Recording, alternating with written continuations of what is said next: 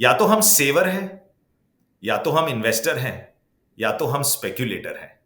आपको पहले ये क्वेश्चन पूछना है कि आप कौन हो। और मुझे ऐसा लगता है कभी कभी जब मैं डेटा पढ़ता हूं कि लोग ज्यादा ट्रेडर और स्पेक्यूलेटर हैं और इन्वेस्टर कम है। बहुत लोग ये नहीं समझते कि जब हम फंड्स को ना, नंबर ऑफ फंड्स को बढ़ाते हैं, तो हमें अच्छा लगता है कि हमने अच्छी तरीके से डिवर्सिफाई किया, कि हमने 5 6 8 फंड्स में इन्वेस्ट कर रखा हुआ है। अगर आप पोर्टफोलियोज खोल के देखोगे तो आपका एक्चुअल अप्रोच ये होना चाहिए कि हर पोर्टफोलियो में मुझे कुछ अलग अलग कैटेगरीज के स्टॉक्स और सेक्टर्स मिल रहे हैं। तो पहला पॉइंट रिटायरमेंट के लिए हमारे रिसर्च से ये इंसाइट है कि रिटायरमेंट को आप एक हैप्पी गोल कैसे बनाएं। तो पहला चीज ये मेंटल बात है कि how do you think of retirement as a happy goal. Can you reframe in your mind how to think of your retirement as a happy goal. और हम ये कहते हैं कि रिटायरमेंट वर्ड ही छोड़ दो, आप इसको रिप्लेस करो फाइनेंशियल फ्रीडम की। जैसे कि मेरे एडवाइजर का प्रोसेस ये होता है कि कोई भी एक रिक्वायरमेंट जब आपका पैसे का हो, कोई गोल का रिक्वायरमेंट हो, उसके 1 साल पहले आप उस गोल के लिए जो आपने रखा हुआ पैसा है उससे आप एग्जिट करके सेफ इन्वेस्टमेंट्स में रखें। क्योंकि क्लोजर टू द गोल अगर मार्केट की करेक्शन हुई या कुछ और ऐसा इंसिडेंट हुआ तो शायद आप उसको झेल नहीं पाओगे और आपका कम रहेगा। In the last 100 years equity has given the best returns. If you ask people what is the second category that's given the best returns, they may not know, but I have read that it is wine. Right? So you know, ये शराब जितनी पुरानी होती है उतनी expensive होती है ना।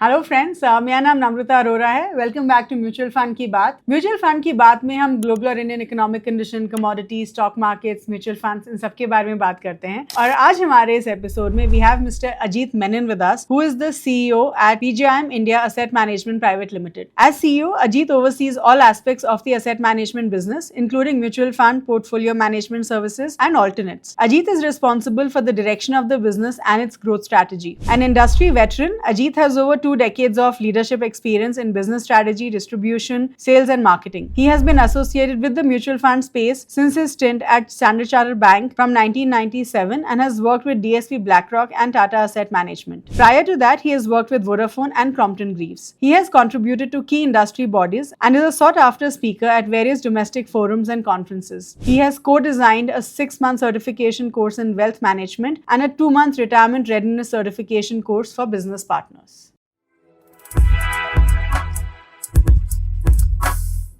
Hello everyone, welcome back to Mutual Fund की बात. Thank you so much for joining us again this week. So on very popular demand, आज हमारे साथ हैं Mr. Ajit Menon, who is the CEO of PGI Mutual Fund. And Ajit, it's always such a pleasure to have you on our show. Thank you so much for giving us your time again today. So thank you so much for coming here. Honestly, we are very, very honored. Thank you. Thank you Namrata and शुक्रिया कि आपने MF की बात पे बुला लिया एक और बार। और मैं ये चाहता हूं कि आज हम अपने ऑडियंस के लिए ना, जो हमारे क्वेश्चंस हैं उसके आंसर्स ही नहीं, लेकिन कुछ अलग ऐसे कुछ अनकन्वेंशनल अप्रोचेस भी हो सकते हैं जो कॉन्सेप्ट्स को थोड़ा सा क्लियर कर ले। तो अगर वो हम कर सकते हैं इस पॉडकास्ट में तो शायद ऑडियंस के लिए काफी सहूलियत होगी। Wonderful. I think that'll be great. So आज का जो हमारा टॉपिक है, and for the benefit of all our viewers, is how to build a solid mutual fund portfolio. Right? तो आज हम ये डिस्कस करने वाले हैं कि अगर आपको एक अपना म्यूचुअल फंड पोर्टफोलियो क्रिएट करना है तो वो आप किस तरीके से कर सकते हैं। और मेरे जितने भी सवाल रहेंगे Ajit will revolve around this particular theme. बिल्कुल राइट? सही बात। ओके, सो आई थिंक सबसे पहले बिफोर वी स्टार्ट ये तो बात करना बनता ही है कि अभी स्टॉक मार्केट का क्या हो रहा है। ऑफ कोर्स हमने देखा है कि थोड़ा थोड़ा ऊपर आई है stock market, we are look going on the positive trend. लेकिन आई स्टिल थिंक कि with the US tariff still around the corner, still uncertain environment in the US, आपको क्या लगता है कि एज इन्वेस्टर्स इस एनवायरनमेंट में जब अनसर्टनिटी है लेकिन हम पॉजिटिव ट्रेंड देख रहे हैं, एज इन्वेस्टर्स हमें क्या करना चाहिए?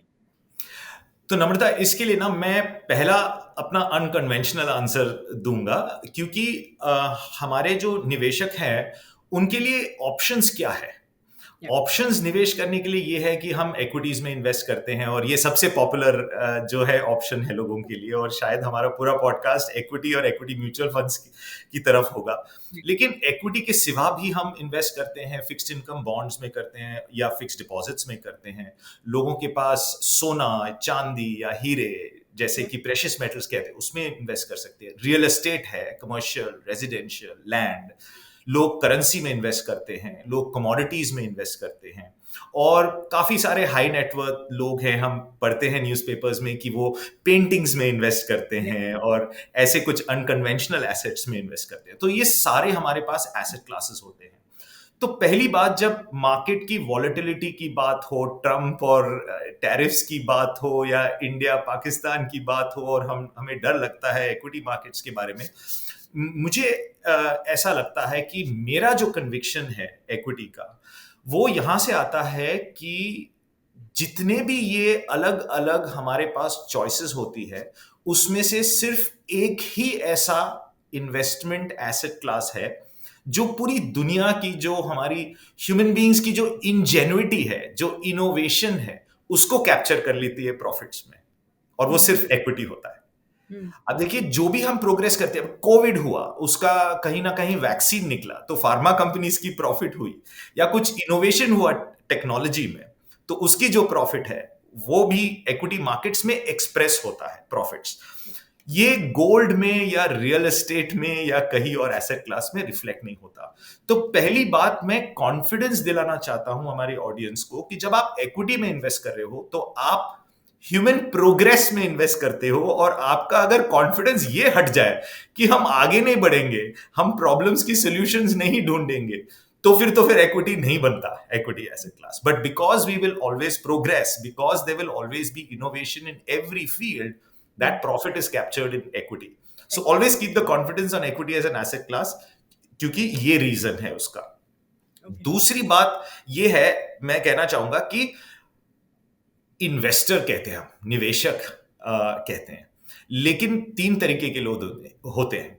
या तो हम सेवर हैं, या तो हम इन्वेस्टर हैं, या तो हम स्पेक्यूलेटर हैं। आपको पहले ये क्वेश्चन पूछना है कि आप कौन हो।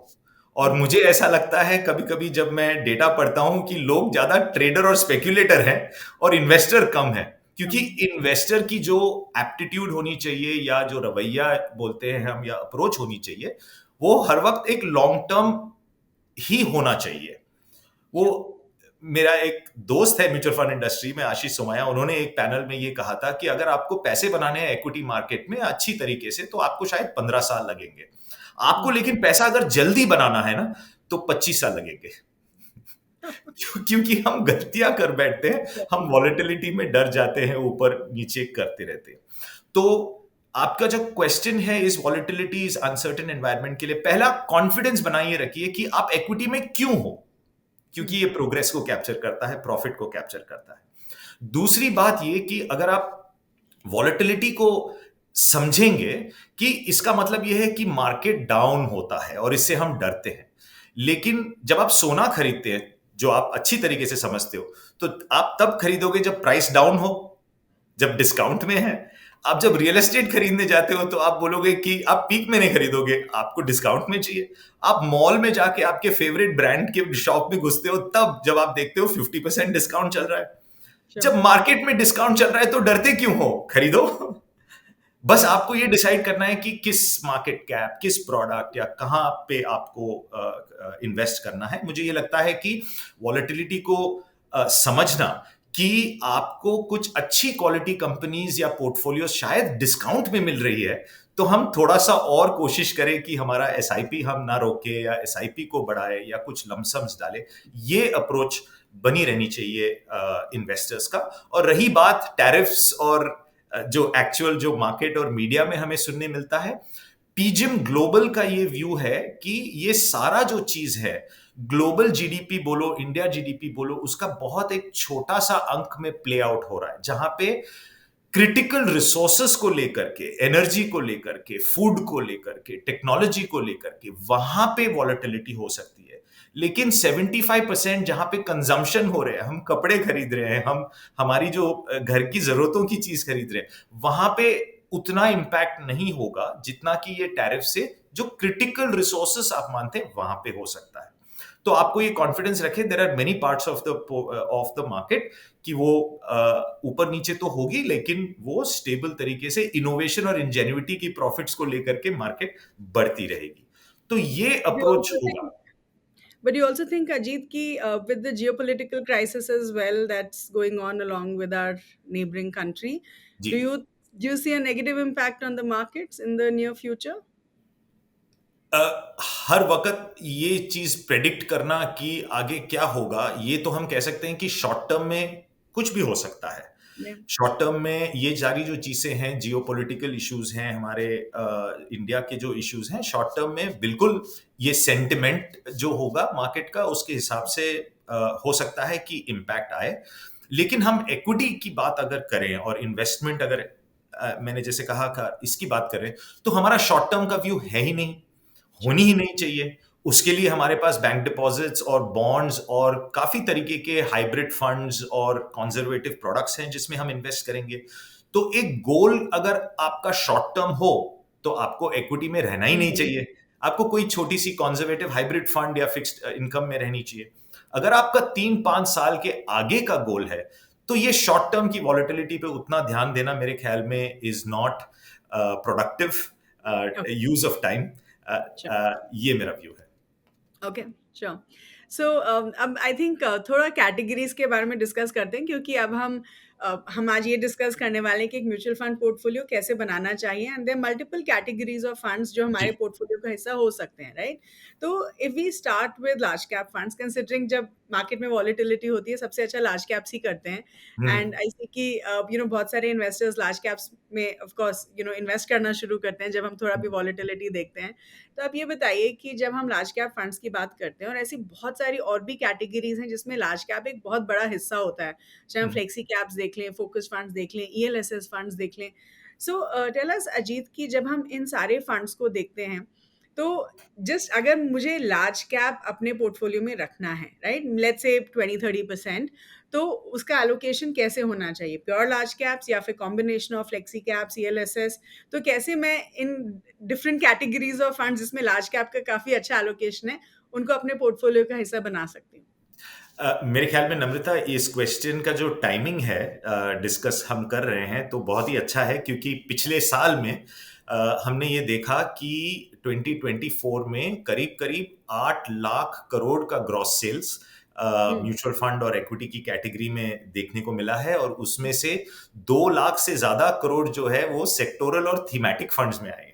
Yes. और अगर हम फ्लेक्सी कैप जैसे डिवर्सिफाइड प्रोडक्ट की बात करें जो सेकंड कैटेगरी थी, उसमें सिर्फ 95,000 करोड़ आया हुआ है, और वो भी सिप्स के वजह से भी हो सकता है कि वो आए। तो बिहेवियर जो है वो है कि मार्केट में जहां परफॉर्मेंस है या जहां स्टोरी टेलिंग अच्छी है तो वहां पे हम अट्रैक्ट हो जाते हैं। और आपने क्वेश्चन सही पूछा कि लार्ज कैप तो है, और लार्ज कैप में क्या होना चाहिए, वॉलेटिलिटी के टाइम पे लार्ज कैप काफी हेल्प कर लेती है पोर्टफोलियो की, तो उसकी प्रोपोर्शंस क्या होनी चाहिए। तो पहली बात ये है कि कोई भी कैटेगरी, भले वो थीमेटिक्स कैटेगरी हो, लेकिन mainly large cap, mid cap, small cap की हम कैटेगरी कहते हैं, तो ये सारा डिपेंड होता है आपके टाइम फ्रेम और रिस्क की एपेटाइट को लेकर के, कि आप अगर ये कहोगे कि मुझे 10% लॉस ले सकता हूं मैं, बोलते हैं लोग, वो भी नहीं लेते, लेकिन ले सकता हूं मैं, तो या मैं 20 नहीं ले सकता हूं, मैं 30 नहीं ले सकता हूं, तो डेटा में ये दिख रहा है कि लॉन्ग टर्म में जो स्मॉल कैप की कैटेगरी है, थीमेटिक्स की कैटेगरी है, वो शायद बहुत दिखा सकती है कि वो 20% या 30% भी लॉस दे सकती है। पूरी मार्केट भी बड़े क्राइसिस के टाइम पे वो लॉस दिखाती है। लेकिन लार्ज कैप की बात, जैसे कि आपने कहा कि वो स्टेबल कंपनीज होते हैं, तो अंडरलाइंग जो फंडामेंटल हम लार्ज कैप में जब अट्रैक्ट होते हैं वो ये है कि वॉलेटिलिटी में लार्ज कैप्स क्यों हेल्प करते हैं, क्योंकि ये बड़ी कंपनियां हैं, ये स्टेबल कंपनियां हैं, उनकी अर्निंग्स, उनकी सेल्स की ग्रोथ, उनकी जो मार्केट शेयर है, ये सारे स्टेबल हैं।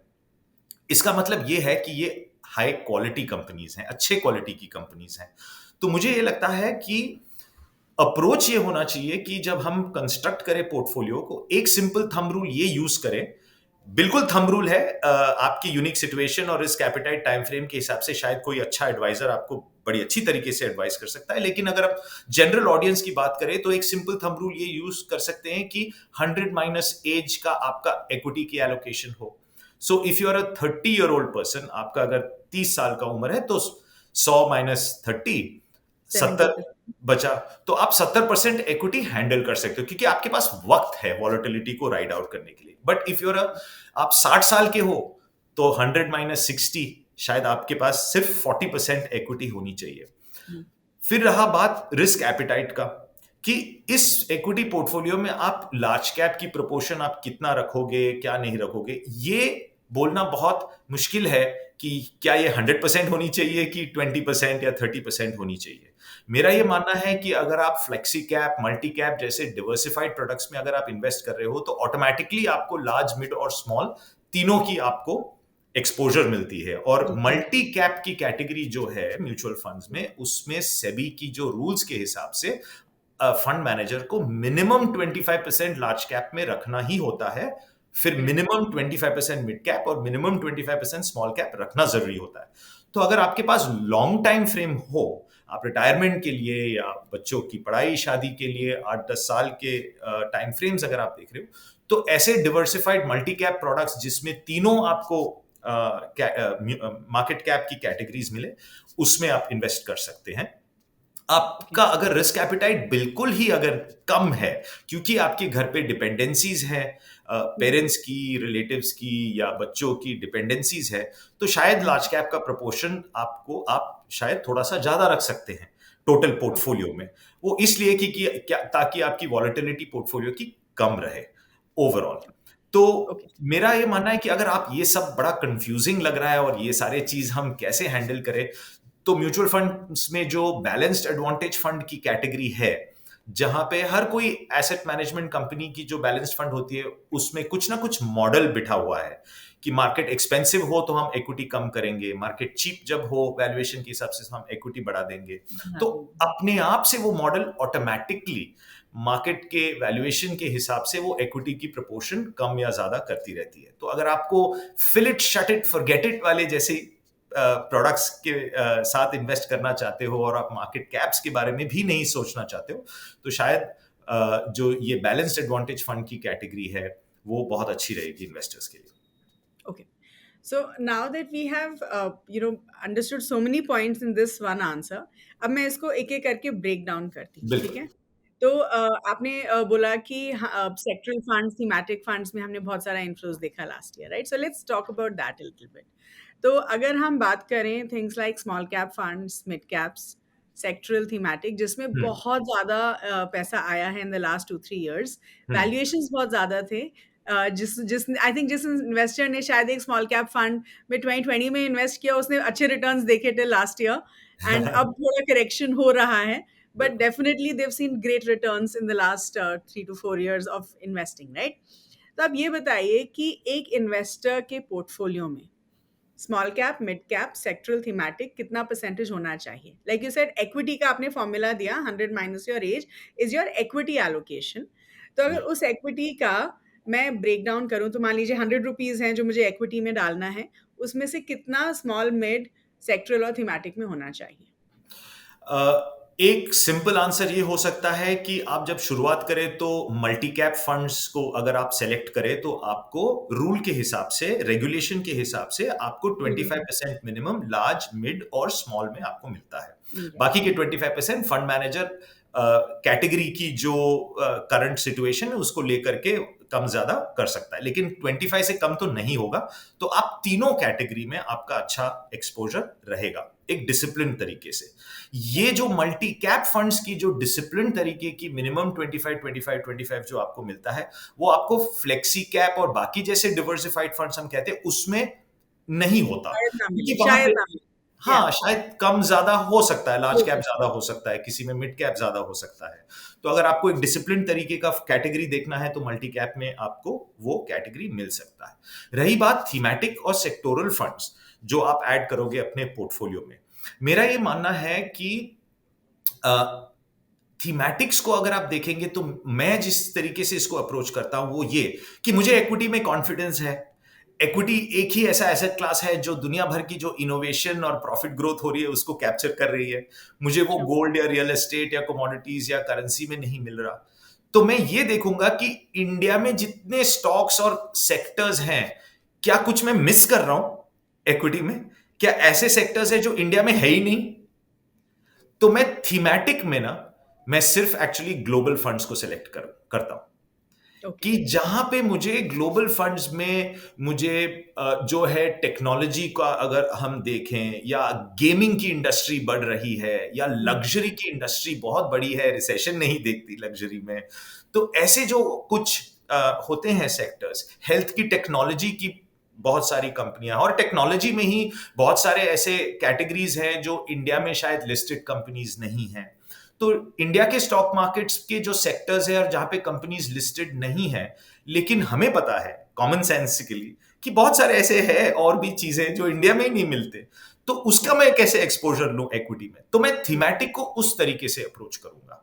इसीलिए मेरा पर्सनल व्यू जो है, मैं ग्लोबल फंड्स को मैं थीमेटिक मेरे एलोकेशन में इंक्लूड करता हूं, और मेरा एलोकेशन 10% से ज्यादा नहीं जाता उस थीमेटिक में। क्योंकि बाकी जो हम थीम्स कहते हैं कि डिफेंस है, मैन्युफैक्चरिंग है, टूरिज्म है, वगैरह वगैरह, जो वो सारे, सब में वो तो leadership मुझे है. अपने सारे इक्विटी पोर्टफोलियोज में मिलते ही हैं, Sure. और मैं उसको डुप्लीकेट नहीं करना चाहता हूं। बहुत लोग ये नहीं समझते कि जब हम फंड्स को ना, नंबर ऑफ फंड्स को बढ़ाते हैं, तो हमें अच्छा लगता है कि हमने अच्छी तरीके से डिवर्सिफाई किया, कि हमने 5 6 8 फंड्स में इन्वेस्ट कर रखा हुआ है। अगर आप पोर्टफोलियोज खोल के देखोगे, तो आपका एक्चुअल अप्रोच ये होना चाहिए कि हर पोर्टफोलियो में मुझे कुछ अलग अलग कैटेगरीज के स्टॉक्स और सेक्टर्स मिल रहे हैं। जब हम परफॉर्मेंस की तरफ दौड़ते हैं, तो हम अनजाने में हमारे जो इन्वेस्टमेंट्स हैं, हम उसको कॉन्सेंट्रेट कर जाते हैं कि जो आज के तारीख में परफॉर्म हो रहा है, तो हमने 6 फंड में डाल दिया। पोर्टफोलियो खोल के देखो तो सारे में वही टॉप के 10 स्टॉक्स हैं। तो ये थोड़ा सा रिस्क बन सकता है। तो ये मेरा थीमेटिक के लिए अप्रोच होगा। 10% तक आप थीमेटिक रख सकते हैं, लेकिन थीमेटिक पे भी मेरा पर्सनल व्यू ये है कि मैं अपने पोर्टफोलियो के लिए मैं ग्लोबल थीम्स को सिलेक्ट करता हूं, क्योंकि मुझे वो स्टॉक्स और सेक्टर्स मिलते हैं जो इंडिया में मिलते नहीं है। That I Yeah. Think would be the So answer. just my perspective, Ajit, like I'm a risk averse investor, as what I would say. Like मेरा diversified portfolio ज़्यादा है in terms of multi caps, flexi caps and so on.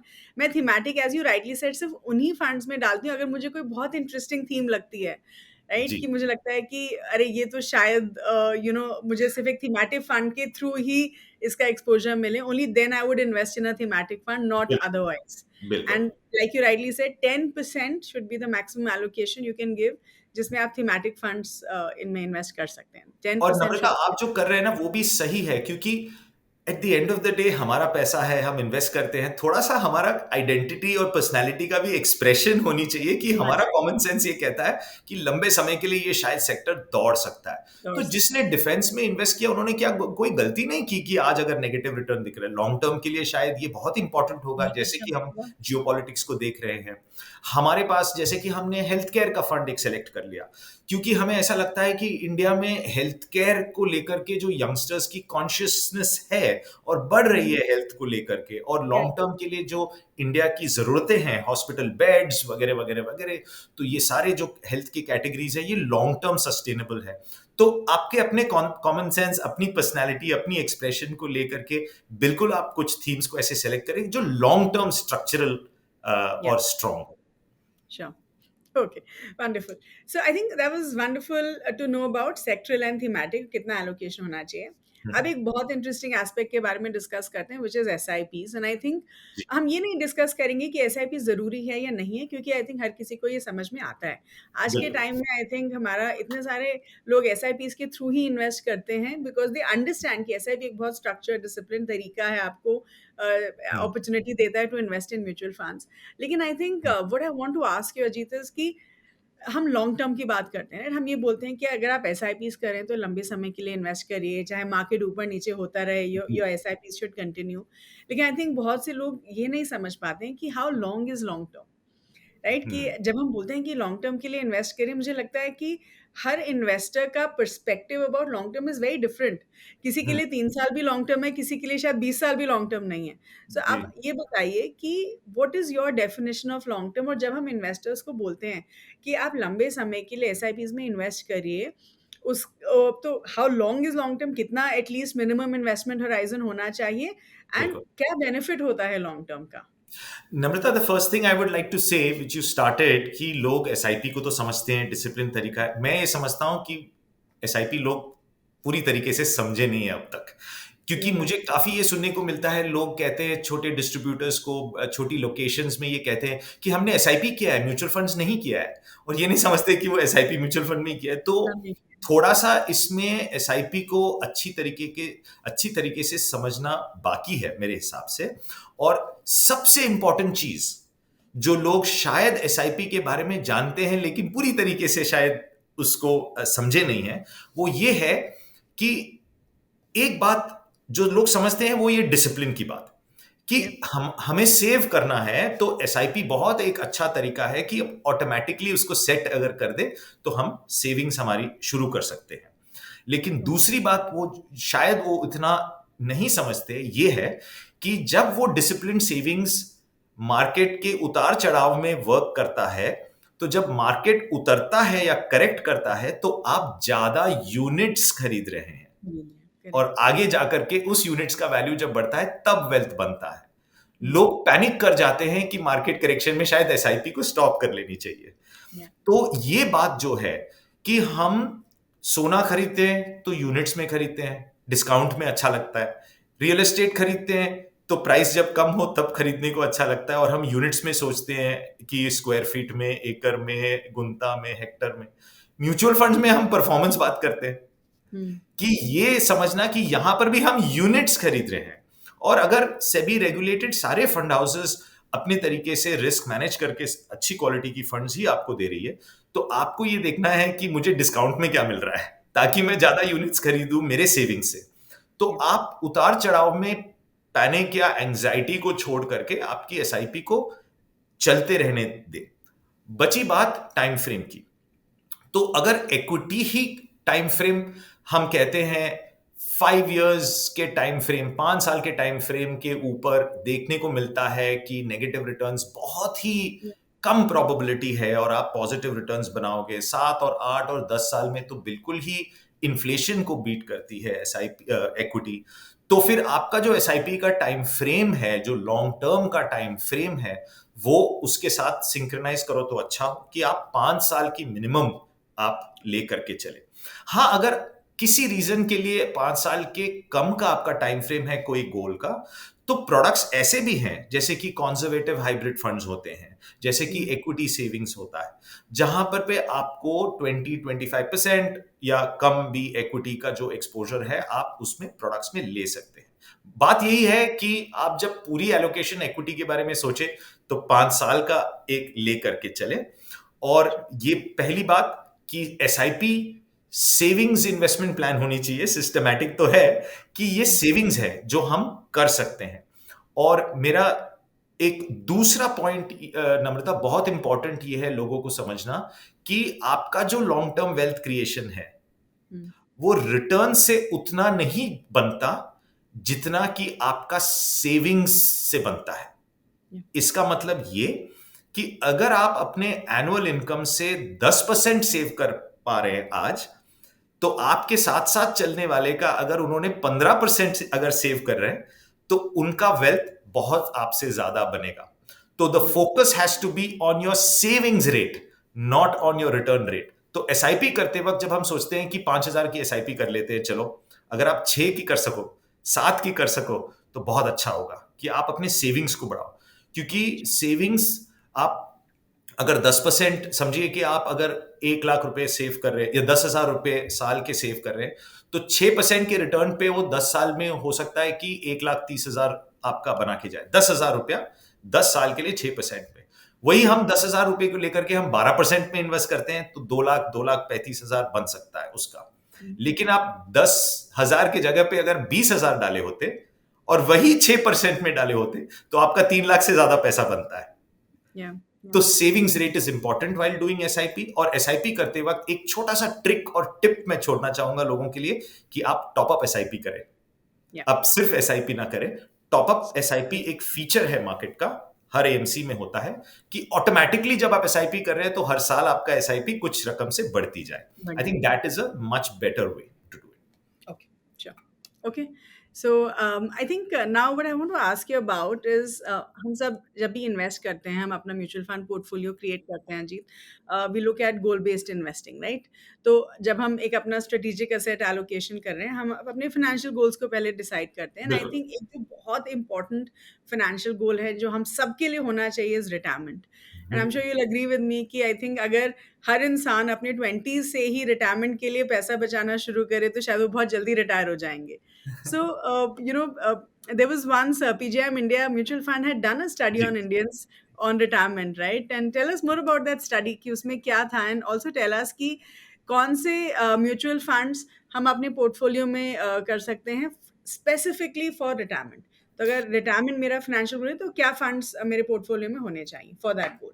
बिल्कुल। एक insight ये है नम्रता, लोग ये समझे कि जब हम हमारे फाइनेंशियल गोल्स, जैसे कि आपने कहा फाइनेंशियल गोल्स के लिए हम करते हैं, we put money for our financial goals, childs, बच्चों की शादी, पढ़ाई, घर, गाड़ी, रिटायरमेंट, ये सारे फाइनेंशियल गोल्स होते हैं। ऑडियंस को ये एक बात मैं समझा दूं कि retirement is the only financial goal of your life for which you don't get a loan. आप बच्चों की पढ़ाई के लिए एजुकेशन लोन ले सकते हैं, घर के लिए हाउसिंग लोन ले सकते हैं, कार के लिए कार लोन भी ले सकते हैं। तो जब छोटा सा गैप पड़ता है कि हमें कुछ अपग्रेड करना है तो लोन ले सकते हैं। रिटायरमेंट के लिए लोन नहीं मिलता। और रिवर्स मॉर्टगेज जैसे प्रोडक्ट्स इंडिया में काफी कुछ मैच्योर नहीं हुआ है अब तक, जैसे कि वेस्टर्न मार्केट्स में हुआ। तो first is the importance of retirement, कि retirement is the only financial goal for which you don't get a loan, तो उसको प्रायोरिटी में रखें। दूसरी बात जो हमारी रिसर्च हमने की 2020 में, हमने रिसर्च एक रिपोर्ट निकाली, फिर उसके बाद 2023 में कोविड के बाद हमने एक रिपोर्ट निकाली, and we are now starting our third survey. We should have the report by October of this year probably. इसमें ये देखने को मिला, पहला अगर मैं इंसाइट्स कहूं इसमें, कि लोग रिटायरमेंट को नेगेटिव तरीके से देखते हैं मेंटली। लोगों को लगता है वो मामा, वो चाचा जिसको डायबिटीज या ब्लड प्रेशर था, वो सोते रहते हैं दिन में, नेटफ्लिक्स देखता रहता है, कोई पर्पस नहीं है। तो वो थोड़ा सा एंजाइटी होता है रिटायरमेंट का कि क्या पैसा भी रहेगा जो मुझे कॉर्पस चाहिए, कैलकुलेटर तो बहुत बड़ा अमाउंट दिखा रहा है, वगैरह वगैरह। तो पहला पॉइंट रिटायरमेंट के लिए हमारे रिसर्च से ये इंसाइट है कि रिटायरमेंट को आप एक हैप्पी गोल कैसे बनाएं। तो पहला चीज ये मेंटल बात है कि how do you think of retirement as a happy goal. Can you reframe in your mind how to think of your retirement as a happy goal. और हम ये कहते हैं कि रिटायरमेंट वर्ड ही छोड़ दो, आप इसको रिप्लेस करो फाइनेंशियल फ्रीडम से। Plan for your financial freedom, whether you're young or you're middle aged or you're old. So financial freedom is a positive word. Mentally अच्छा लगता है compared to retirement. Two, we found in our 23 research that 69% of our people were saying we feel ready for retirement. क्योंकि Covid के पहले वाला report में 49% of Indians were saying that we feel we are okay with retirement. हमने थोड़ा सा deep, अगर ये 69% में जब चले गए तो लोगों ने इंश्योरेंस ले रखी थी, तो उनको लगा कि भाई हम प्रोटेक्टेड है कोविड की वजह से। ये नहीं कि उन्होंने फाइनेंशियल प्लानिंग कोई की थी। Anxiety on financial planning had actually increased कि हमारे पास कोई प्लान नहीं है। और एक्सपेंसेस और लोन्स, जब एफ्लुएंस बढ़ता है, पैसे बढ़ते हैं, तो we saw that almost 59% of the money is going into expenses, about 18% is going into things like EMIs as well. एक छोटा सा जो एक चेंज हमें देखने को मिला 23 में, कि पहली बार हमारी जो सेल्फ आइडेंटिटी और सेल्फ वर्थ होती है हमारी फाइनेंशियल गोल्स को लेकर के, हमारी फैमिली के लिए हम करते हैं। और कोविड के बाद पहले ये देखने को मिला कि लोग ये कह रहे थे कि मेरा क्या, मैं खुद के लिए क्या कर रहा हूं या कर रही हूं। तो एलोकेशन में हमको देखने को मिला कि 5% of the income people are now allocating to their own education, upskilling, pleasure, whatever you call it, personal. तो ये एक चेंज देखने को मिला। दूसरी चीज, कोविड के पहले लोग जो जॉइंट फैमिलीज में रहते थे उनका फाइनेंशियल कॉन्फिडेंस हाई था, और कोविड के बाद वो कॉन्फिडेंस कम हुआ। And I assume that it is because when people are living together, the risk of infection was higher, so people felt कि ये होनी चाहिए। लोगों की डिपेंडेंसी, लोग डिपेंडेंसी अपने बच्चों पर कम करना चाहते हैं। ये एक ट्रेंड हमको देखने को मिला। और हमने ये भी देखा कि म्यूचुअल फंड्स की एक्सेप्टेंस 8% से लेकर 8-9% से और 10% से लेकर के 23% हुआ। तो more people were adopting mutual funds as the way to express their financial goals and whatever their savings are. तो ये कुछ आंकड़े हैं रिटायरमेंट को लेकर के और ये रिसर्च को लेकर के। और इसमें जो सबसे अहम जो आंकड़ा था या नंबर था वो ये था कि 38% of people who felt that they were better prepared for retirement had a secondary source of income and not from their investments.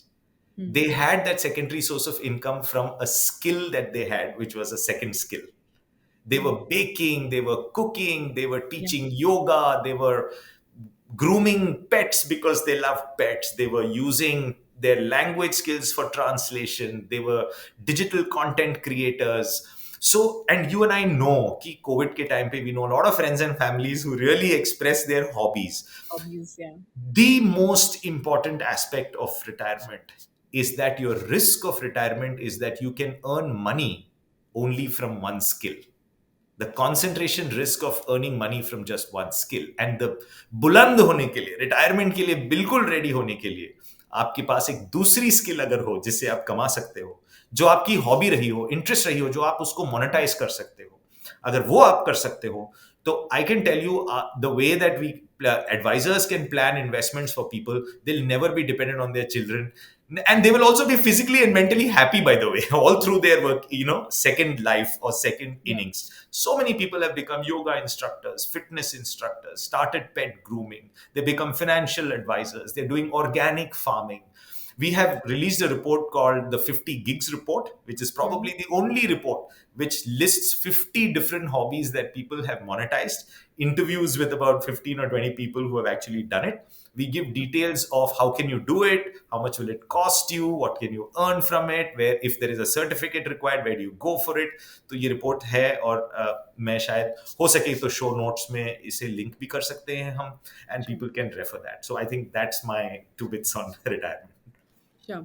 But then, just coming back to this question, which mutual funds do you think retirement Yes, के लिए you हमारे did answer portfolio that. में होने चाहिए? बिल्कुल। तो retirement fund की category भी है और पीएफआरडीए का जो कैटेगरी है, जो एनपीएस है, वो भी है। और रिटायरमेंट भले एक कैटेगरी हो म्यूचुअल फंड्स में, आप रिटायरमेंट के लिए आप कोई भी डिवर्सिफाइड स्ट्रैटेजी जैसे कि flexi cap, multi cap, large and mid cap, ये भी आप यूज कर सकते हैं। मेरा favourite category is always balanced advantage fund, क्योंकि आप यंग हो, मिडिल एज्ड हो, ओल्ड हो, इन्वेस्ट करते वक्त एक एक्सपर्ट ओपिनियन, फंडामेंटल ओपिनियन ये होना चाहिए कि don't buy equity if it is too expensive, don't buy anything which is too expensive, and buy more of it if it's available at a discount, है ना, तब जाके वेल्थ बनती है। And balanced advantage fund is the only category that actually does that. So I would say that even if a young person is thinking of their retirement and they say मेरे पास तो time है, मैं तो सारा ही small caps या thematic या कोई ऐसे एग्रेसिव फंड्स में लगाऊंगा, I would say not bad, but you may not get your timing right. You may be entering your investment life when the markets are really doing in a very bullish phase, so you're buying it expensive probably. So that can also happen. The best Goldilocks time period is कि जब actually markets are flat to correcting, आप units बढ़ाते जा रहे हो, आपके balance of units बढ़ाते जा रहे हो, that is actually a better time, and balanced advantage funds do it automatically. Retirement category अच्छी है, एक बिहेवियरल साइंस की जो एक्सपर्ट्स कहते हैं कि कुछ डिफॉल्ट सा चीजें होनी चाहिए जो आपका डिसिप्लिन बनाए रखे, जैसे कि एसआईपी एक डिसिप्लिन बना के रखने वाली चीज है. रिटायरमेंट कैटेगरी में 5 साल का लॉक इन है, और वो फीचर एक तरीके से अच्छा है क्योंकि आप पैनिक में आप कोई एक्शंस नहीं लोगे और आप लॉन्ग टर्म के लिए आप पैसे और इन्वेस्टमेंट्स बनाए रखोगे. तो अगर आप खुद को अच्छी तरीके से समझते हो कि मैं इस तरीके का इन्वेस्टर हूं, तो शायद retirement category is a good fund to lock your money in for 5 years. After that of course you can withdraw your money and you can keep your retirement fund for much longer. And my favourite category, like I said, is balanced advantage fund. So just to quickly summarize, if you want to save money for your retirement, BAF of course एक बहुत अच्छी category है. Solution oriented funds में retirement funds होते हैं जिसके लिए आप इन्वेस्ट कर सकते हैं, जिनका 5 साल का लॉक इन होता है, or your retirement coming before 5 years, whichever comes earlier. That Yes, would be your absolutely. this thing. या फिर कोई भी अच्छा diversified equity fund, चाहे वो multi cap हो, flexi caps हो, would be a good bet for a retirement goal as your As an allocation, investment. so once your As an equity fixed income allocation, it's not just equity, so you've taken care of your fixed income allocation. और नम्रता, इसमें एक चीज ये मैं कहूंगा कि एनुइटीज भी बहुत इंपॉर्टेंट है.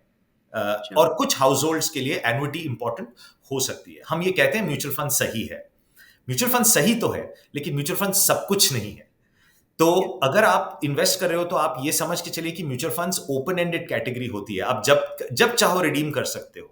और खुदा ना खास्ता आपको कुछ हो जाए और आपने अपने फैमिली के लिए जो म्यूचुअल फंड्स की कॉर्पस रखी हो, अपने नेबर या कोई एडवाइजर ये कहे कि भाभी आप इसमें से निकाल दो, आप रियल एस्टेट खरीद लो, सोना खरीद लो, तो वो पर सारा रिडीम हो सकता है. अगर आपने एन्युटी खरीदा हो, भले उसका रिटर्न कम हो, you have guaranteed an income for your household for lifetime. So हर प्रोडक्ट का एक मायने रखता है, एक इंपॉर्टेंस है, and you have to include this, and a good adviser can help you do that really. Okay. So now, Ajit, since आप balanced advantage funds के बहुत बड़े fan हैं, and of course BAF में debt is also a category that we look at, ji. right? क्योंकि BAF में balanced advantage funds में आपका portfolio equity और debt में shuffle होता है based on fund manager discretion. Ji. So tell us कि अगर एक investor को एक mutual fund portfolio बनाना है जिसमें उनको equity, debt, hybrid, index investing, solution oriented funds, gold, silver, सबको एक साथ सबका एलोकेशन चाहिए, तो कैसे करना चाहिए? Tell us from a perspective of an investor जिनको लाइफ सिंपल रखनी है, शायद मल्टी असेट एलोकेशन फंड में डाल दें, या फिर ऐसे इन्वेस्टर जो पिक एंड चूज करना चाहते हैं अपने funds and they want to diversify across all asset classes, तो कैसे करना चाहिए?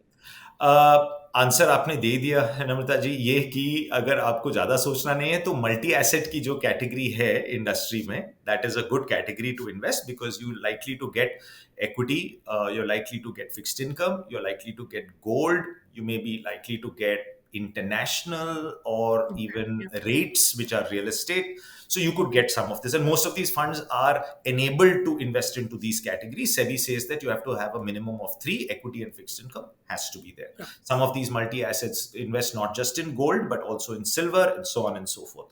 So if you are thinking across asset classes, which is a good way of thinking of it, जैसे कि मैंने कहा 7 ही ऐसे कैटेगरीज होते हैं जिसमें आप पैसे लगा सकते हो: equity, fixed income, precious metals, commodities, currency, real estate, and things like paintings and Bitcoin and those sort of things, right? Yeah. और मल्टी एसेट में अगर आपको 3 या 4 चीज एक साथ मिल रही है तो then that is a good way of doing it. Over a long period of time, Namrata ji, objective ये होनी चाहिए कि हम इन्फ्लेशन को बीट करें, और अगर हम टैक्सेस पे कर रहे हैं तो टैक्सेस को भी बीट करें, और उसके साथ साथ कुछ हमारी रियल रिटर्न्स निकले. और लॉन्ग टर्म इन्वेस्टिंग या जितने भी रिसर्च है आज की तारीख में यही कहता है कि equity is one asset class that has beaten inflation over longer periods of time and gives you a real return.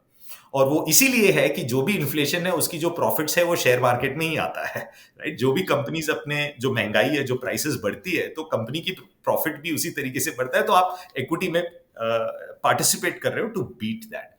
तो in terms of somebody who wants to do it themselves, ideally I always would say that an advisor is good. I myself invest through an advisor. I don't invest in equity stocks. I've never invested in equity stocks. All my portfolios are in mutual funds, and I've had an advisor for 13 or 14 years now in a financial planning way. So ideal ये होगा कि जो अगर आप do it yourself भी करना चाहते हो तो आप ये करें कि आप इक्विटी को फोकस में रखें, जैसे 100 - एज का ये कहा था, और बाकी के जो कैटेगरीज है 60-40 अगर आप फिक्स्ड इनकम को मान के चले एज अ स्टैंडर्ड एलोकेशन, तो 60-40 की एलोकेशन के बाद 60 अगर आपका इक्विटी है और उसमें आप डिसाइड ये कर ले कि आप किस टाइप के इक्विटीज होल्ड करना चाहते हो, लार्ज, मिड और स्मॉल. बाकी 40% का जो फिक्स्ड इनकम कैटेगरी है, शायद आपके पास फिक्स्ड डिपॉजिट्स वगैरह भी है, तो उस 40% में आप फिक्स्ड इनकम के साथ साथ आप 5 या 10% इंटरनेशनल फंड्स जो कि इक्विटी है, रियल एस्टेट रेट फंड्स और गोल्ड को आप ऐड कर सकते हैं.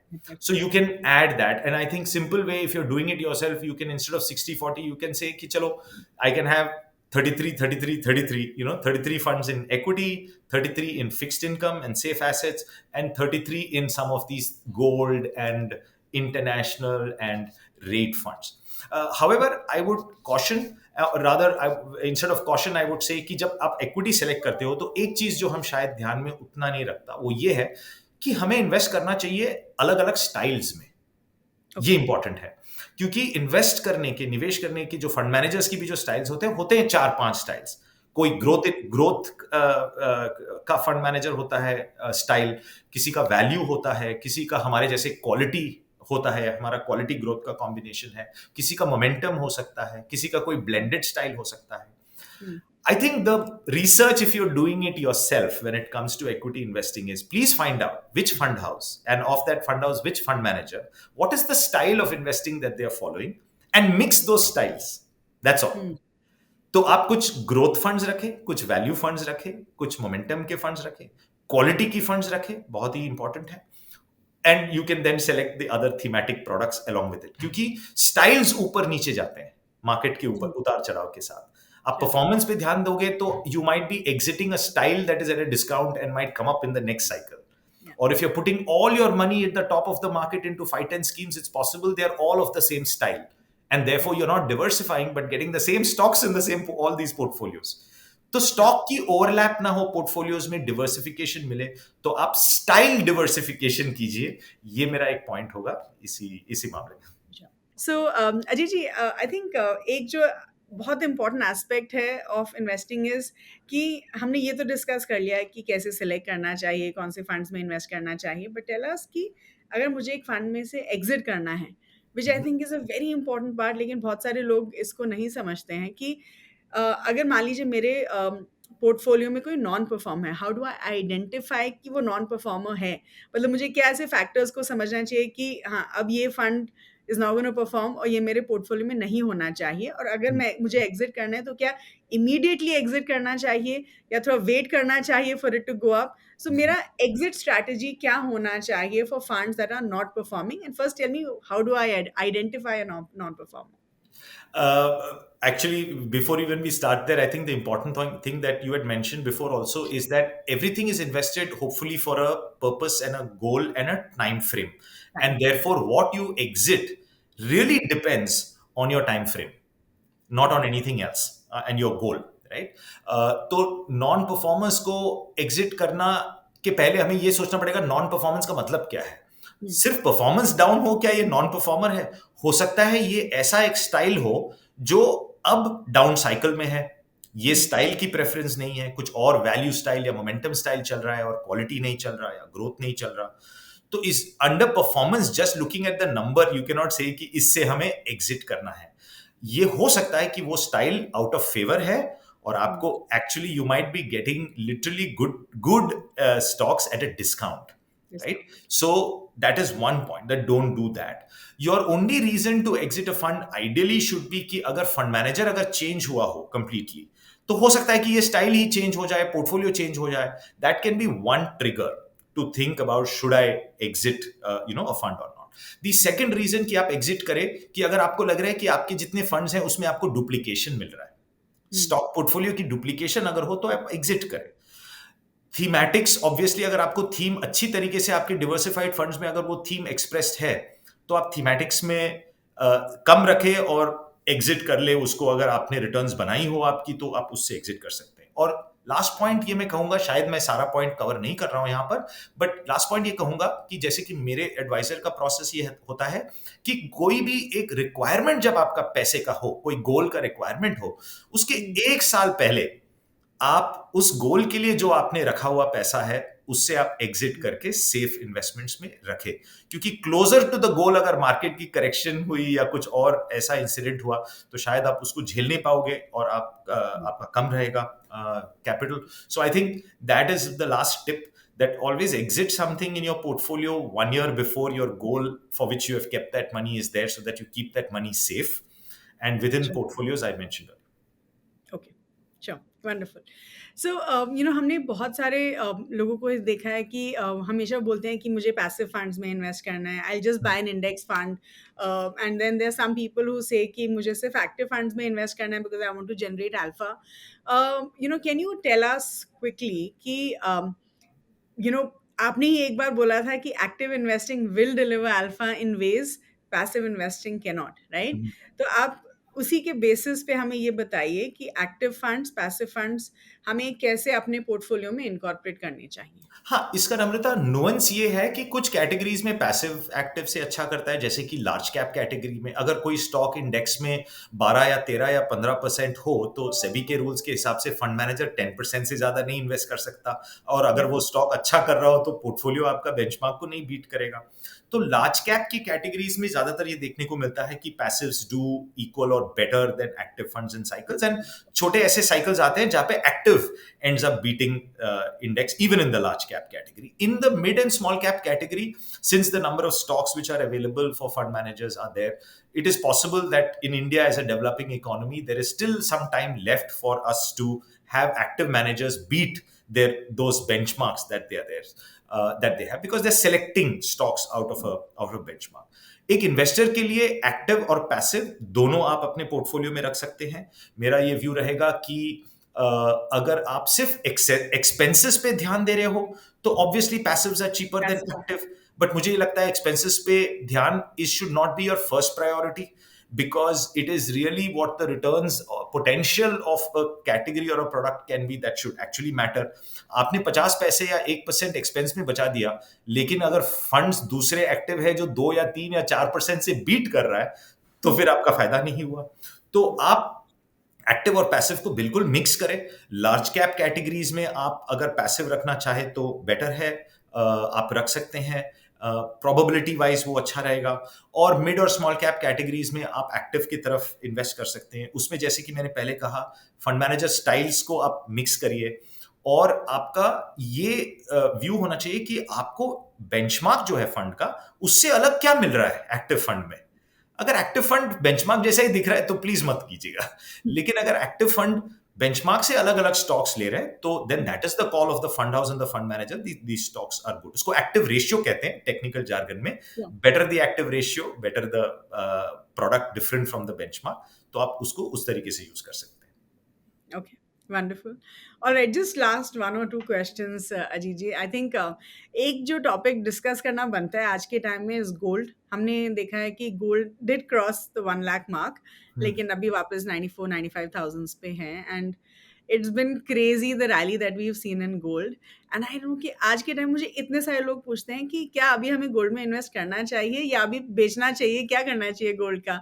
So tell us some ways कि हम गोल्ड को अपने पोर्टफोलियो में कैसे इनकॉर्पोरेट कर सकते हैं, specially at a time like this जब हम देख रहे हैं कि गोल्ड में अप्रिसिएशन हुए जा रहा है. So do you see a correction in gold? Do you think gold में correction होगा, and should I invest in gold or not? I am not at all an analyst for gold, and I do have gold in my portfolio as well. About 5% of my portfolio is gold and not in jewelry. They are through ETFs, or physical gold, which is not in the form of jewelry. और मैं ये मानता हूँ कि gold is inflation protector for people, and usually it does well when there is risk in the general environment. और आज एक reason ये भी है कि वो रिस्क बहुत बढ़ता दिख रहा है.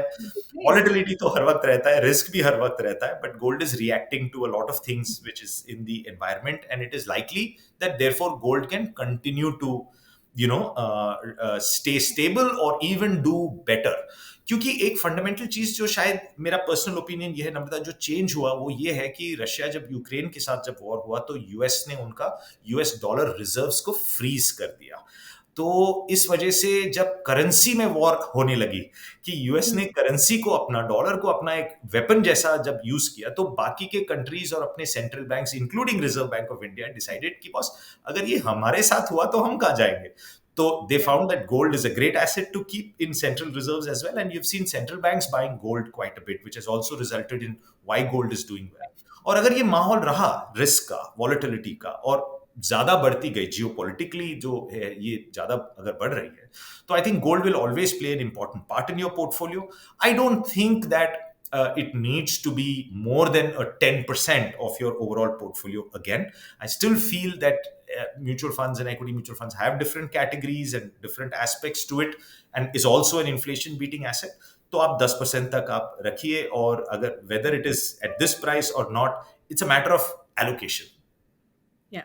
But like you rightly said, जब आप गोल्ड में इन्वेस्ट करें, not in the form of jewellery, कि बहुत लोगों को लगता है कि अगर मेरे पास ज्वेलरी है तो मेरे पास गोल्ड है, हाँ, but I think ideally in the form of ETFs would be great, right? Because that absolutely. is a very wonderful way of investing in gold. Yeah. Okay. All right. So just one last question, Ajit. आप इतने सालों से इस market का हिस्सा है, नहीं, हम अपने सारे स्पीकर से पूछते हैं, क्योंकि आई डू बिलीव कि दूसरों की गलतियों से अगर हम आज सीख लेंगे तो शायद हम वो गलतियां नहीं करेंगे, हम नई गलतियां करेंगे, right? So please tell us कि आपकी based on your experience as an investor, आपकी क्या लर्निंग्स रही हैं? What are some of the mistakes that you have made, and आपकी क्या लर्निंग्स रही हैं उन मिस्टेक्स से जो आप शायद दोबारा ना करें?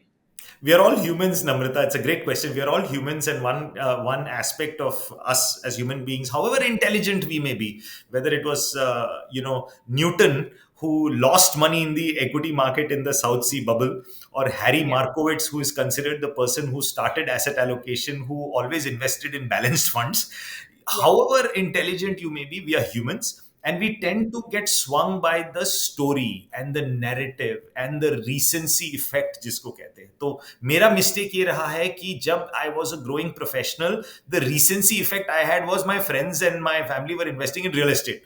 तो रियल एस्टेट का थोड़ा ओवर एक्सपोजर, कि अगर थोड़ा सा बोनस हो, ईएमआई लेकर के, लोन लेकर के एक और प्रॉपर्टी खरीदे, and this was pre 2015. But of course, as I was growing and I was getting into investing and I was meeting very good advisors and looking at financial planning and all of that, I realized that concentration risk is the worst mistake to make. And I realized that while I have money and my real estate is doing well, it's just that it was concentrated in my portfolio for more than 50% of my portfolio. So 13, 14 years ago, I selected a good financial advisor, people I knew from the industry. I selected and I handed over my entire portfolio to them to say, I want to plan my finances for my daughter's education, my son's education, for my retirement. We have a housemaid who's been with us for 20 years. We wanted her to have a pension whenever she retires. So my wife has that financial goal. तो हमने ये financial goals के हिसाब से, using a financial advisor and a financial goal planning approach, that's what I did. I think mistakes, like I said, one was the concentration risk. I would say that has been one. The other mistake is again a human mistake, that we do financial planning, but sometimes again because we are attracted to something कि हमें एक कुछ invest करना है, तो हम शायद कुछ और गोल से पैसे निकाल करके हम उस नीड को हम फुलफिल करते हैं. I don't think there is anything wrong in it as long as you know what you are doing. Without knowing, doing it is difficult. I think the other mistake was that, knowing that you first start with budgeting, right? एक process समझना, पहला budgeting, फिर insurance, फिर emergency fund, फिर investment. तो budgeting में कि आप कितना सेव कर सकते हो, कितना ज्यादा सेव कर सकते हो. प्रोटेक्शन में आपका लाइफ और हेल्थ पे, इंश्योरेंस पे बड़ा फोकस करना. Even if you are working for a company, when you stop working you won't have the same insurances of your corporate, so you should have it. And then emergency fund, having a good emergency fund for about 8 months, 9 months of your expenses, and then investing in according to your financial plan. So that has helped me, and I'm very happy today that all of my financial goals are on track, and I don't have the anxiety of market going up and down. Especially when it goes down, I feel और units खरीदो, तो अगर savings बढ़ा सको तो I can do that. So I think that has been my journey, and I'm very happy for it. Sure. Having a trusted financial advisor is a big asset, because every human being and household is unique. That's the only reason that it's useful. Yeah. Wonderful. Thank you so much, Ajit. I think it was a very wonderful conversation, क्योंकि हमने आज बहुत सारे aspects को touch किया. We spoke about large cap, small cap, sectoral. We spoke about SIPs. We spoke about gold. We spoke about exit strategy. I think हमने बहुत सारे concepts आज एक episode में लाने की कोशिश की, because we thought if we have someone like you as a speaker, हमें जितना हम आपसे information extract कर सकते हैं हमें करना चाहिए. So thank you so much for your time today. And I do hope कि we'll get you back again, but I do think कि आप जब भी बात करते हैं आप बहुत interesting perspective देते हैं, so thank you so much. Thank you, Namrata. It was a pleasure. I'm also learning, I think, as a lifelong student. I'm trying to understand Bitcoin, investing in Bitcoin or investing in wine and things like that. I don't think we should say no because we don't know all answers. In the last 100 years, equity has given the best returns. If you ask people what is the second category that's given the best returns, they may not know. But I have read that it is wine. Right? So, ये शराब जितनी पुरानी होती है उतनी expensive होती है ना, तो there are people who invest in that also. Nothing is wrong, proportions is what matter. That I think I would just Balance, very important. That's right. Balance. Thank you so much, Namrata. Thank you so You much. can Take edit care. all of what we say. Wow, that was such a wonderful conversation with Mr. Ajit. I'm sure आप सबको बहुत कुछ सीखने के लिए मिला होगा. तो जल्दी से जो भी हमने पॉइंट्स डिस्कस किए वो मैं आपके लिए समराइज कर देती हूँ. तो सबसे पहले हमने मिस्टर अजीत से ये पूछा कि जो लार्ज कैप फंड्स होते हैं क्या वो मार्केट वॉलेटिलिटी के टाइम एक अच्छा ऑप्शन माने जा सकते हैं फॉर इन्वेस्टर्स. तो मिस्टर अजीत सेज कि जो लार्ज कैप फंड्स होते हैं वो एक इन्वेस्टर के पोर्टफोलियो को प्रोटेक्ट करते हैं ड्यूरिंग मार्केट वॉलेटिलिटी. ही ऑल्सो सेज कि जो ये इसलिए होता है क्योंकि जो लार्ज कैप फंड्स होते हैं they made up of large cap companies, जो बड़ी कंपनीज होती हैं जो जनरली जिनका परफॉर्मेंस का ट्रैक रिकॉर्ड अच्छा होता है over a period of time. He says कि आप 100 माइनस योर एज का जो थंब रूल है वो अप्लाई करके ये डिसाइड कर सकते हैं कि आपके पोर्टफोलियो में इक्विटी एलोकेशन कितना होना चाहिए. So you can invest in flexi cap funds या multi cap funds to diversify your portfolio. He also says कि जो मल्टी कैप फंड्स होते हैं वो एक अच्छा ऑप्शन होते हैं क्योंकि उसमें आपको large cap, mid cap, small cap तीनों का एलोकेशन मिलता है. फिर हमने मिस्टर अजीत से ये पूछा कि अगर एक solid mutual fund portfolio design करना है तो हमें क्या करना चाहिए. तो ही सेज कि सबसे पहले आपको मल्टी कैप फंड्स में इन्वेस्ट करना चाहिए क्योंकि उसमें आपको large cap, mid cap, small cap तीनों का एलोकेशन मिल रहा है. आप फ्लेक्सी कैप फंड्स में भी इन्वेस्ट कर सकते हैं लेकिन वो जनरली लार्ज कैप की तरफ ज्यादा टिल्टेड रहते हैं. ही सेज कि ऐसे इन्वेस्टर्स जो थीमेटिक फंड्स में इन्वेस्ट करना चाहते हैं उनको जनरली ग्लोबल फंड्स कंसिडर करने चाहिए और ऐसे फंड्स, ऐसे सेगमेंट्स या ऐसी थीम्स में इन्वेस्ट करना चाहिए जो शायद इंडिया में अवेलेबल नहीं है. ही ऑल्सो सेज कि थीमेटिक फंड्स में आपका 10% से ज्यादा एलोकेशन नहीं होना चाहिए. फिर हमने मिस्टर अजीत के साथ SIPs के बारे में डिस्कस किया है. मिस्टर अजीत सेज कि SIP एक बहुत अच्छा तरीका होता है जिसे आप एक डिसिप्लिन तरीके से म्यूचुअल फंड्स में इन्वेस्ट कर सकते हैं. ही सेज कि जब मार्केट गिरती है तो आपको अपने SIPs को कंटिन्यू करना चाहिए क्योंकि आपको ज्यादा यूनिट्स मिलेंगी and this will help you in wealth creation over a period of time. He says just like आप जब गोल्ड खरीदते हैं या रियल एस्टेट खरीदते हैं तो आप डिस्काउंट्स की वेट करते हैं. आप ये देखते हैं कि जब गोल्ड रेट या रियल एस्टेट प्राइस नीचे तब आप खरीदेंगे. Same attitude you should apply towards equity as well.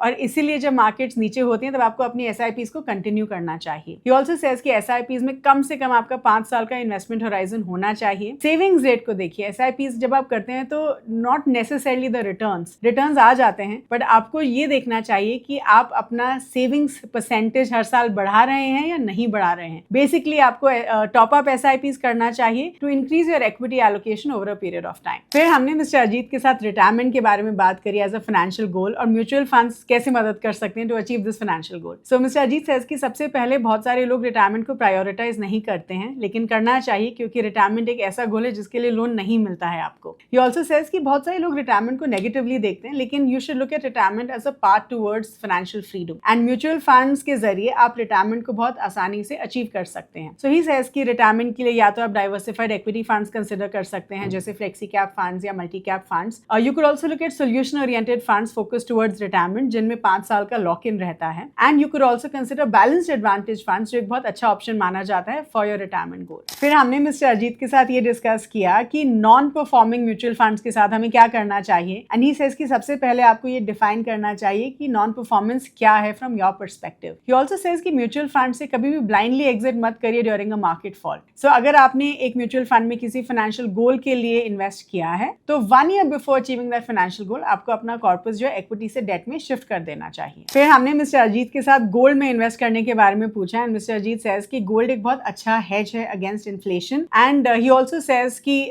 Gold जो है आपके पोर्टफोलियो को प्रोटेक्ट करता है ड्यूरिंग मार्केट वॉलेटिलिटी. अभी के टाइम में बहुत सारे central banks across the world जो है गोल्ड को खरीद रहे हैं जिसकी वजह से गोल्ड का प्राइस बढ़ रहा है और वो इसलिए खरीद रहे हैं because of the global uncertainty and weaponising of the US dollar. He says कि एक इन्वेस्टर के पोर्टफोलियो में 10% तक का गोल्ड होना चाहिए. अंत में हमने मिस्टर अजीत से उनकी कुछ लर्निंग्स के बारे में पूछा from some equity investing and he says कि सबसे पहले recency bias को नहीं follow करना चाहिए, which basically means कि ऐसे funds में या ऐसी investments नहीं करनी चाहिए जो अभी अच्छा कर रही हैं. He also says कि अपने equity fund portfolio में आपको concentration avoid करना चाहिए. He also says कि जब भी हम invest करते हैं तो सबसे पहले आपको जो है बजटिंग देखना चाहिए, फिर इंश्योरेंस देखना चाहिए, then you look at your emergency fund और अंत में आपको अपने इन्वेस्टमेंट्स करना चाहिए across different asset classes based on your financial goals. So that was about it in this particular episode. I hope all of you had a wonderful learning experience. Thank you so much for watching. Please like this video, share with everyone and please do subscribe to the Groww mutual fund channel which is called mutual funds with grow. Thank you.